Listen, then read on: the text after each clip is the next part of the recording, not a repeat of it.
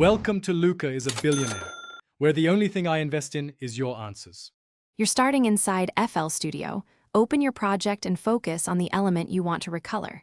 First, click the channel in the channel rack or select the playlist clip. Once selected, open the channel settings window or right-click the clip to reveal color options. Make sure you're in the correct view, channel rack, piano roll, or playlist, because color changes can differ visually. Now that the item is active, you're ready to choose where FL Studio will apply the new color and prepare to adjust it precisely. With the element active, route the channel to a mixer track if you want consistent color across mixer strips. This is optional but useful. Then open the color picker from the channel settings or by right-clicking the mixer track's name. Use the hue slider to find the base color, adjust saturation for vividness, and tweak brightness so the label remains readable. You can also use the eyedropper to sample colors from elsewhere.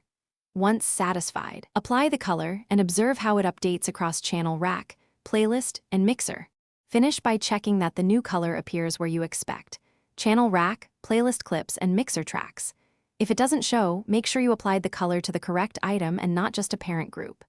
If colors remain unchanged, use the Reset/Default option in the color picker and reapply, or toggle the playlist view to refresh visuals.